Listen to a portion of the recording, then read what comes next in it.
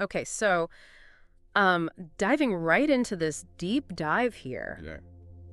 on early Christianity, you've provided us with a really fascinating mix of sources. We've Yeah. got excerpts here from a new book on early heresies. We've got a scholarly article, even a 19th century hymn.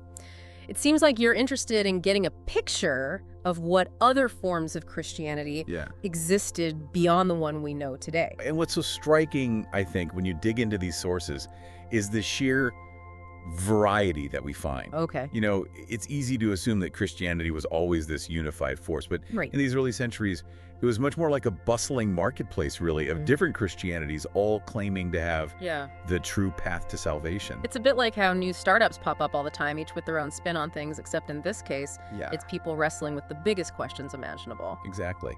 And speaking of unexpected spins, Yeah. one of your sources, the Infancy Gospel of Thomas, Paints a rather surprising picture of a young Jesus. a far cry from the Yeah. gentle figure we often imagine. Yeah.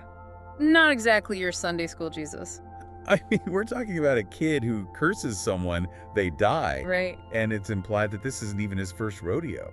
Kind of makes you rethink those childhood stories about Jesus in the temple. Right. This and other apocryphal texts, meaning writings not included in the standard Bible, show us that early Christians were grappling with all sides of Jesus' character, Yeah. including aspects that challenged their understanding of what it meant to be divine.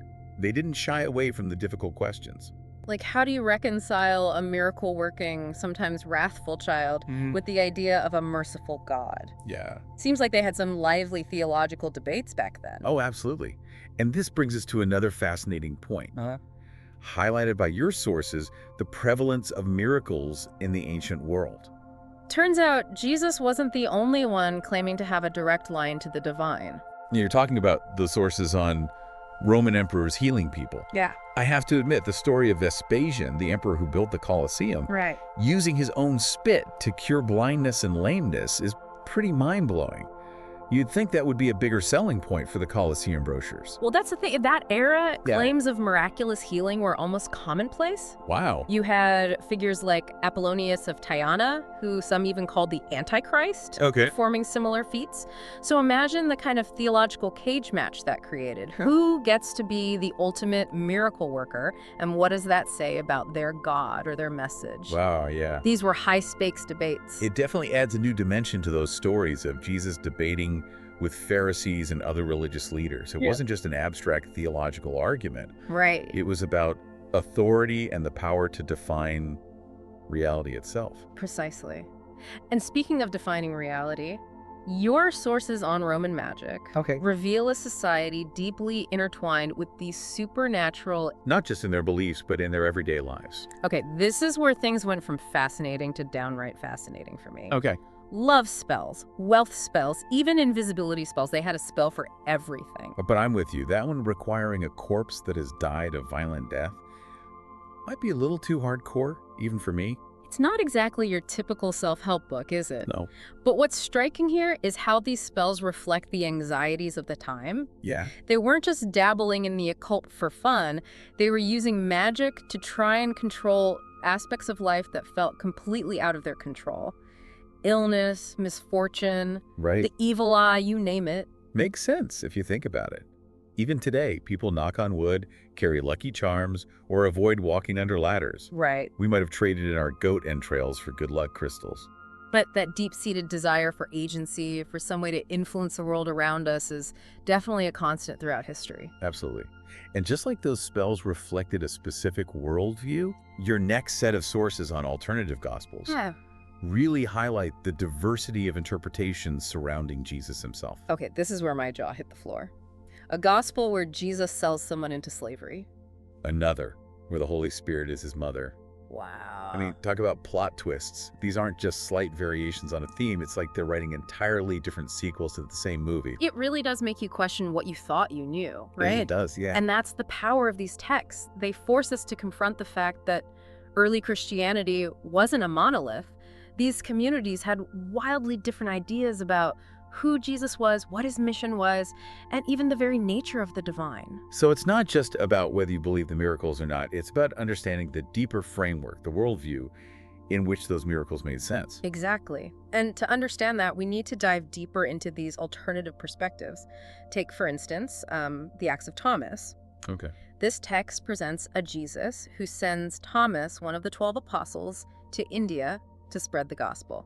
Right. But here's what gets really interesting. In this version, Jesus emphasizes a more ascetic, even world-renouncing message. Okay. It's less about establishing a powerful church and more about personal transformation through spiritual knowledge. So a very different vibe from the Jesus we see building up a following and challenging the religious establishment. Exactly. Okay. And then you have texts like the Hymn of the Pearl, Yeah. which comes from a Gnostic tradition. Right. Now, the term Gnostic might sound a bit obscure, Yeah. but essentially it refers to groups who believe that salvation came from secret knowledge, kind of like a special spiritual insight. Oh, okay. And in the Hymn of the Pearl, we encounter a Jesus who's less of a divine savior and more of a divine revealer, guiding humanity towards this hidden knowledge that unlocks our true spiritual potential.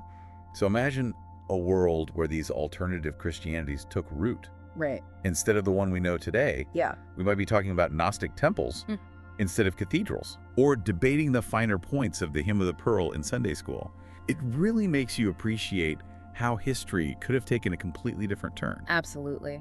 And that brings us to another critical question your sources address. Yeah. How did one version of Christianity win out over all these others? How did we go from this vibrant tapestry of beliefs to something more uniform? Right, like how did they decide which books made the cut for the Bible and which ones got left on the cutting room floor? Yeah. Because from what we've seen so far, there was no shortage of material to choose from. That's a really important point, and it's something your sources on Constantine's conversion and the rise of heresy trials really shed light on. See, as Christianity went from being a persecuted sect to the official religion of the Roman Empire, Right? there was a growing need to define what it actually meant to be Christian. Right. And that's where the concept of heresy comes in. So it's not just about having different opinions. It's about who gets to decide which opinions are acceptable, which is a whole other can of worms. Precisely. In those early centuries, the word heresy essentially meant choice in Greek. Oh, okay. But it quickly took on a much heavier meaning, Yeah. becoming associated with dangerous deviations from officially sanctioned doctrine. I see. And as you can imagine, this shift came with some pretty serious consequences. You're talking about those sources that mention punishments for heretics, like fines, floggings, and even the threat of death. Exactly. Wow. Those measures highlight the very real dangers faced by those who dared to challenge the emerging Christian orthodoxy. Take the case of the Donatist bishop Marculus, for example. Okay. He was nearly executed by Roman authorities, and even some Christian soldiers had reservations about carrying out the order. This shows just how high the stakes were in this battle over what Christianity meant. It's a sobering reminder that the triumph of one version of Christianity over others wasn't just a matter of theological debate, it was a power struggle with real human costs. Absolutely. And this struggle wasn't just about punishing individuals, it was about controlling information itself. Your sources mention systematic efforts to destroy texts deemed heretical, essentially trying to erase those alternative perspectives from history altogether. Like that time, Constantine ordered the burning of any books written by Arius, Right. a priest who taught that Jesus was divine, but not equal to God the Father. Exactly. It's like a precursor to book-burning campaigns throughout history, Yeah. a way to control the narrative by silencing dissenting voices. Exactly. These actions remind us that the history we inherit is often the history written by the victors. Right. The voices we hear are the ones that were allowed to speak, while countless others were silenced, their stories lost to time. Yeah. It makes you wonder what other perspectives might have existed, what other Christianities might have flourished if the circumstances had been different. It's like trying to piece together a puzzle with half the pieces missing. Right. You can still get a sense of the bigger picture, but you know there are whole sections, entire narratives, that are gone forever. Precisely.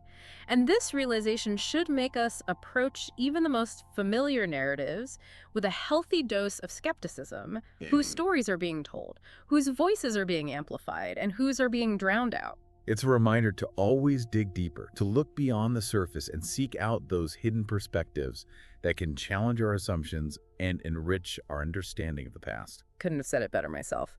And speaking of challenging assumptions, your next set of sources introduce us to a community that completely flips the script on some very familiar figures.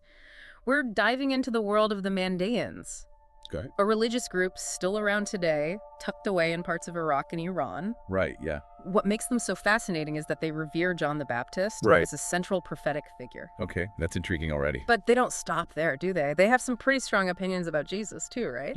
You could say that.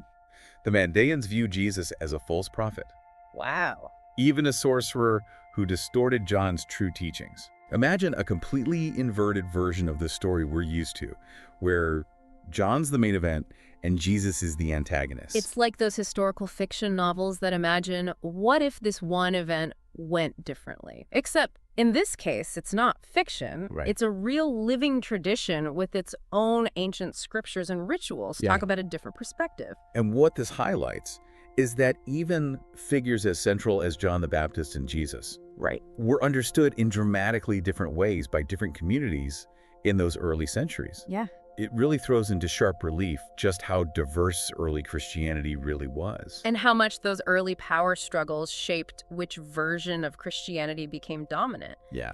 Speaking of which, you included some sources on the Emperor Julian. Right. That's a name that sends shivers down the spines of history buffs everywhere. Julian, often remembered as Julian the Apostate, is one of those figures who embodies the tumultuous clash between the old Roman world and the rise of Christianity. Oh. He came to power in the 4th century after Constantine had made Christianity the favored religion, Right. and he decided to hit the rewind button. He tried to bring back the old gods, the traditional Roman religion. Talk about an uphill battle. It was a bold move, to say the least. Yeah. Julian saw Christianity as a threat to Roman identity and traditional values. He even tried to reestablish pagan temples and rituals, Wow. hoping to restore what he saw as the true spiritual heart of Rome. But by that point, Christianity had really taken root. Yes. It wasn't just a fringe movement anymore. Exactly. And that's ultimately why Julian's efforts failed. Yeah. While he was a shrewd emperor, the tide of history, at least in this case, was not on his side. Right. Christianity had gained too much momentum to be easily suppressed. It's a reminder that sometimes even emperors can't hold back the currents of change. Right. But even in failure, Julian's story gives us this incredible window into just how high the stakes were in this clash of worldviews. Yes. It was about power, identity, and the very soul of an empire. Absolutely. And what's striking as you dig into the arguments used by both sides is that they often sound surprisingly similar. Oh, okay. Both Christians and those who oppose them appealed to reason, to morality, even to miracles, to support their claims. It's like they were speaking the same language, but with totally different dictionaries.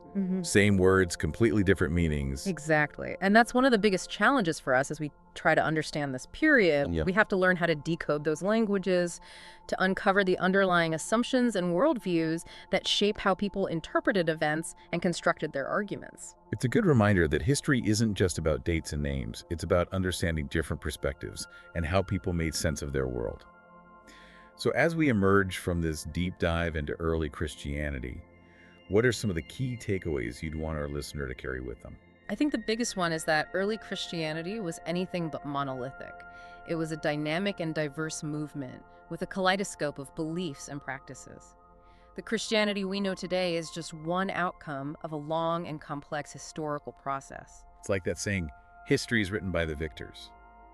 We only get a partial view, often filtered through the lens of those who came out on top. And that's why it's so important to seek out those alternative narratives, to listen for the voices that were silenced, and to recognize the richness and complexity that often gets flattened out in the telling and retelling of history.